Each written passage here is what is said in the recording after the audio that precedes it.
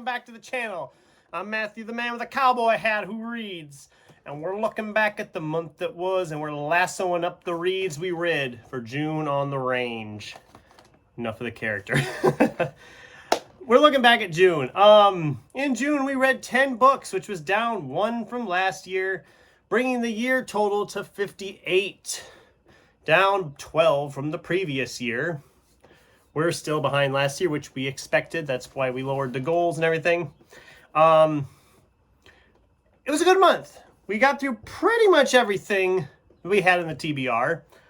We'll talk about the stuff we didn't either finish or whatever. There was one book we gave up on. I know I'm going to irk some people with this one. Jonathan Evason's Again and Again. I got 100 pages in and I just didn't care. I just didn't care. It wasn't clicking for me. I was not enjoying it. I know some people really like it, and I understand why. There was stuff I liked, but I just wasn't caring enough. I wasn't caring, and I let it go and moved on. And because I was struggling with that one, I was putting time into that one. I could have been putting into Alex Grecian's Red Rabbit. As you can see, I'm very close. By the time you watch this video and it goes live, well, it goes up, I will have finished it, and I'm enjoying it for the most part. I am really enjoying it. It does feel a little longer than it needs to be, but I am enjoying it, and it'll probably be a 4-star unless it really goes downhill here in the last 100 pages. So let's talk about the stuff I actually got to. So I had a couple of ebooks come in that I'll talk about as I read them, but we're going to start with this one first. I mainly picked this one up because it was a Western ebook, and the one I had reserved for hadn't come in yet. You know, I looked at it the day before, thought, oh, I'll go back when I get into June, check it out, and of course someone checked it out ahead of me. So we'll talk about that one in a little bit, but this is probably the most awkward title book. Hard Winter at Broken Arrow Crossing by Stephen Bly. And there'll be a picture over here. This was a short, very easy to read Western. Very easy to get into. It was good. I wouldn't call it great. It was good. It moves right along. It was a very fast read. I read it very quickly. And it fit for the theme. It is a Western, clear, plain and simple. I don't know if I'll continue on with this series. I think there's like 5 or 6 others in the series. I don't know that I will continue on with them, but I did enjoy it for the most part. It was a 3-star for me. It was entertaining enough. I mean, it's a bunch of people up in the mountains at a lodge trying to survive the winter. That's pretty much the plot. I just gave it all to you. Okay, then we had the carryover from May. This is Matt Hill's Graft. And just like Again and Again, this one started out really promising. I was really invested, and then it just completely fell apart on me. I just didn't care what was going on as it progressed, and it just kept on going along. We get introduced to a bunch of characters, and they just are not that interesting, or they don't focus on them enough. Our female character, we keep doing flashbacks with her, and the flashbacks just kind of seem pointless with the extent of the rest of the story. It was a 2-star. It was a bummer. It bummed me out. It got done, and I was just like, well, I'm glad it's over. This one was much better. I did a review on this one, so I'm not going to talk too much about it. But Andy Davidson's The Boatman's Daughter. This was horror, gothic horror with some old... It just felt like a real eerie gothic story. The atmosphere was just amazing, and I loved his writing style. I've already picked up another Andy Davidson for my collection. Don't know when I'll get to that one, but I am glad I read this. It was a really great time. Definitely check this one out. It was a 5-star read. Another Western. This was my first time reading William W. Johnstone and J.A. Johnstone, but this was Go West, Young Man. It was about a group of these two families, along with a bunch of other people, traveling west in the wagon train. And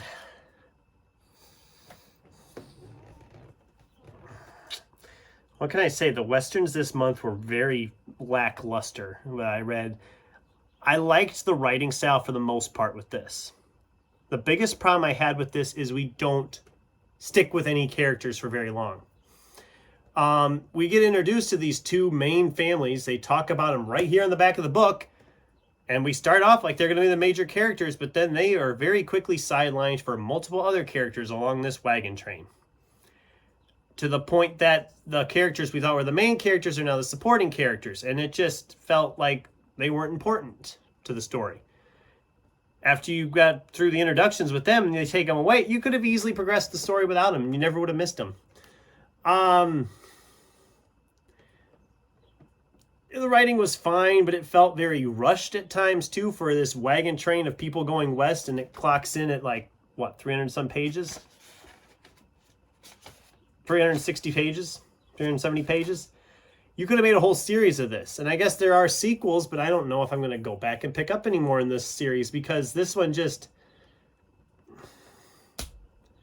I didn't like how it was structured. That's the main thing. I didn't mind the story. I didn't mind the writing style. I just didn't like the structure of it.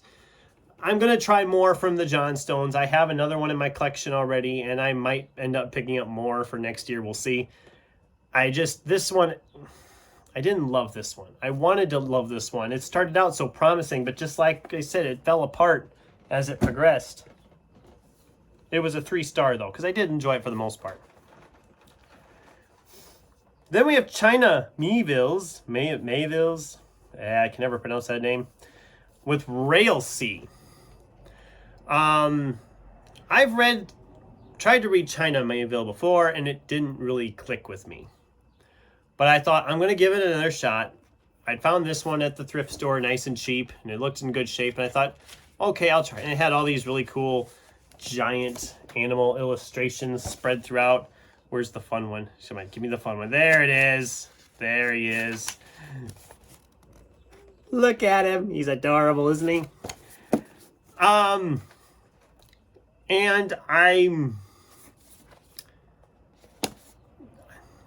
this was fine. I didn't love this book, though. It just... For one thing, I understand what they're trying to do. They kind of say, oh yeah, they don't use the word and anymore. They just use the little and symbol. So we never use the word and in this whole book. We just use the little symbol all the time, which is kind of annoying after a while. It feels very much like text speak, you know. It got very annoying, and I was just really frustrated by it. And I'm just realizing that they do that on the back cover too. They don't use the word and. What's the deal? What is wrong with A and D? It would actually be easier to type out and then hit that stupid and symbol every time. Whatever. I liked, like I said, the concept. It felt very like Moby Dick, and it was all on railroad tracks everywhere, and it was the world was interesting. I just did not, there was just things I didn't like about it. It felt drawn out. They had a really annoying habit of like certain characters we wouldn't come back to for the longest time, and the chapters were just annoying. If I could find it, I was going to mark it and I didn't mark it. Oh God, it was really just, it made me annoyed because it's like, oh, I know you, oh, yeah, here we go. Chapter 64. Time for the strokes? Not yet. And there was multiple times where we did that. We're going along blah, blah, blah, blah. About, I'm just so bored. I want to know what's going on with them. And we're just like, oh, well, we can't go back to them yet. We can't go there yet. Why can't we go there yet? You're just annoying me now, book. 3 stars. I didn't love it. I gave him another shot.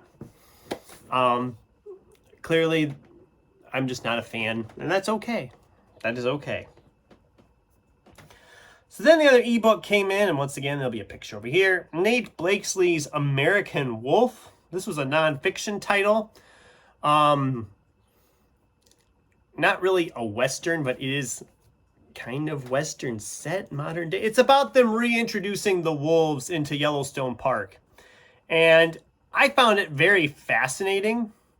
Some of it was written really just very fascinating, but there was other parts of it I was just like, okay, moving on. Let's get back to this. I want to hear more about the wolves. I don't care about the people behind the scenes. I want to hear about the wolves. So it was kind of a mixed bag for me. It was a 3-star read. I did enjoy it for the most part. I just don't ever see myself reading it again. It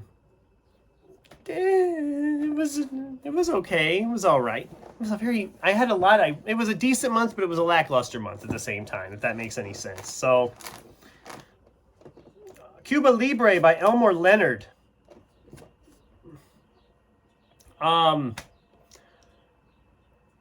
Not really a Western, but the closest Elmore Leonard I have that I haven't read to a Western. It's set in the 1800s, 1898 in Cuba.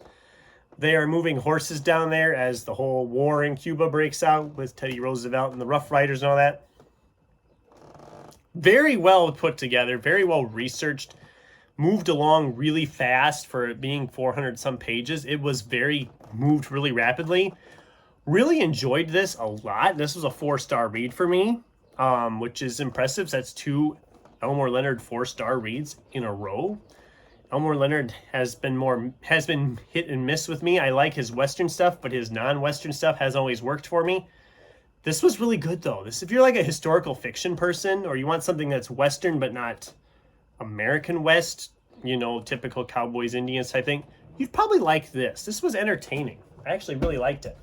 Kind of a thriller in the Old West era, almost, only in Cuba. Reg Quist's Just John. This was not my original TBR either. This one I actually found on my vacation at a store for $3. This was a large print hardcover edition. And I thought, you know what? I need another Western for June on the Range. For that, I'll pick it up. And it sounded interesting because you don't see too many stories in the Old West era with African-American characters. And just John. John is the character we're focusing on. Until we decide to focus on all the characters around him and shove him into the background. Multiple times this happens. And I don't give a hoot about the guy who's going west and that John is riding with. I want to know about John. I don't care about the horse farm where they're working. I care about John. You introduce me to John, and then you immediately say, nope. And they speed through things so fast towards the end.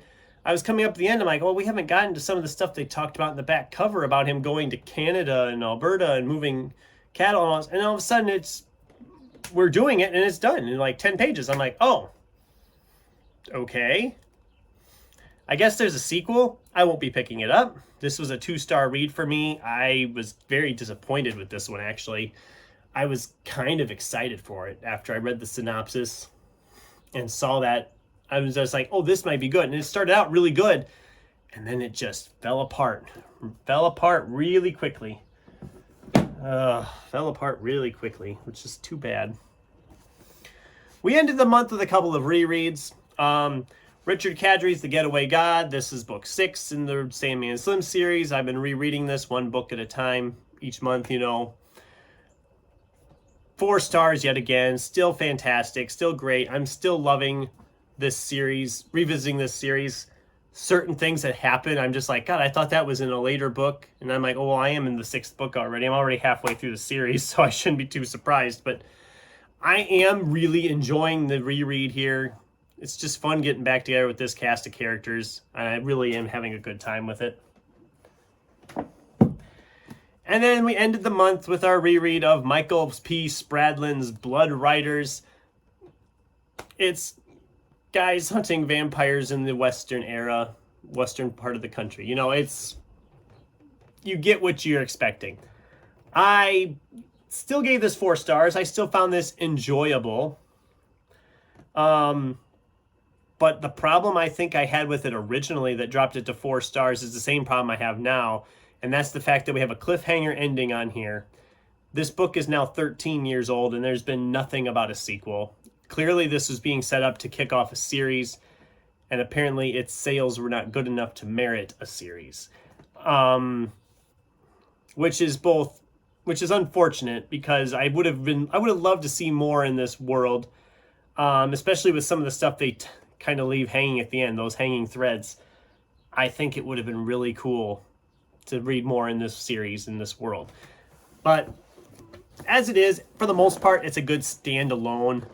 If you do decide to pick this one up and read it, I would say